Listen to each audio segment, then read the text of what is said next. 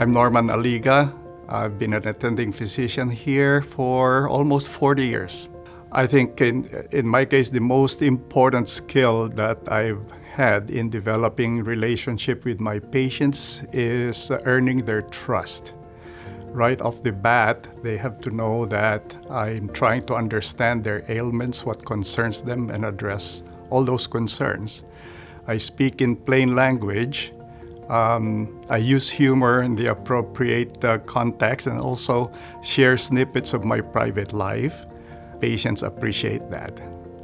For physiatrists entering the field now, my advice, first of all, is for them to never forget the reason why they became doctors. It's a calling. It's not just a job. The rewards they get goes far beyond any revenue that they're going to generate. They have to nurture this specialty.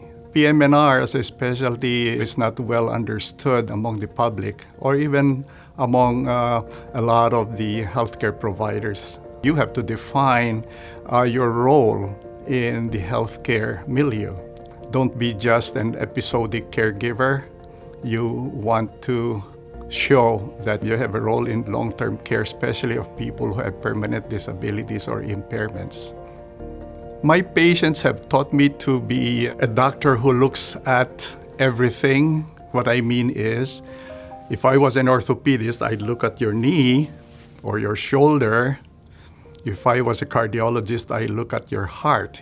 As a physiatrist, I look at you and how you function in the community. That's what sets apart PM&R specialists. The ability not just make the patient feel well again as bodies, but as functioning members of the community. I am so proud whenever a former resident calls me and they ask me for advice or my perspective or opinion. That's probably the best compliment. For me, it's not just teaching them medicine.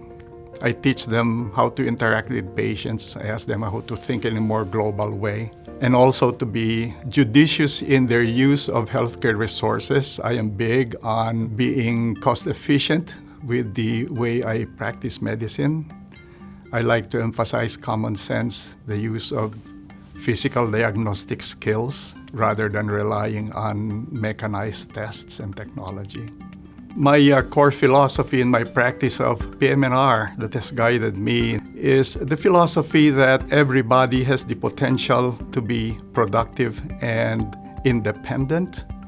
I try to cure their impairments. It's not always possible, but try to minimize the impairments and then maximize their residual functional capacity so that they could become as independent as possible. As I learned from my father, who was a country doctor in a rural area in the Philippines, I carried his bags for him on house calls, is that every patient became a friend of his forever.